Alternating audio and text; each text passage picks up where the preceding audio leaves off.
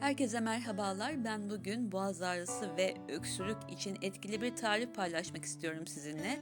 Tabii ki önce kendi üzerimde ve aile bireylerinin üzerinde denedim. Hatta 3 yaşında bir kızım var. Ona da bolca kullandım ve gerçekten faydasını gördüm. Şimdi malzemelerden bahsedelim. Malzemelerimiz bal. Ben çam balı kullandım. Bal tercihi size kalsın. Yeter ki doğal olsun, arıların yaptığı bal olsun. Ardından 2 çorba kaşığı kadar limon suyu, 2 çorba kaşığı kadar sirke. Ben alıç sirkesi kullandım ama siz elma sirkesi de kullanabilirsiniz.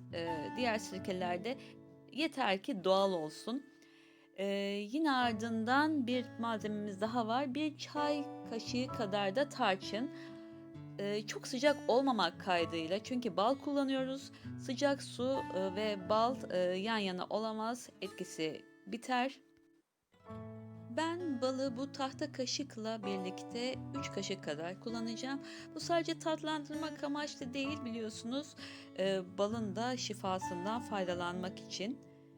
3 tatlı kaşık, ya tatlı kaşığından hatta daha az oluyor. Yaklaşık zaten e, bir tatlı kaşığını biraz daha fazla geçebilir bu kaşığın hacmiyle.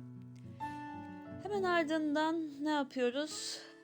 Sıktığımız limonları hemen karıştıracağız. Evet, limonları da ilave ediyoruz. Ardından sirkemiz. Lütfen marketlerden alacağınız 2-3 liralık sirkeler değil, ev yapımı yahut da güvendiğiniz bir markanın doğal sirkesi olsun. Ve tarçınımızı da karıştırıyoruz. Ama lütfen metal kaşık değil, ya tahta kaşık yahut da plastik kaşık kullanın. Homojen hale gelene kadar biraz karıştırıyoruz. Tam hastalık mevsiminde en büyük derdimiz zaten öksürük ve boğaz ağrısı. Covid'de malum.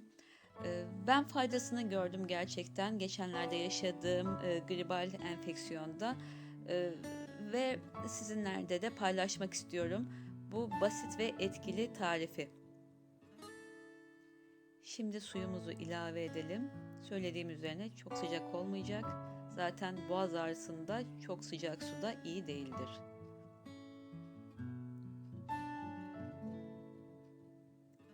Şimdi biraz daha karıştıralım.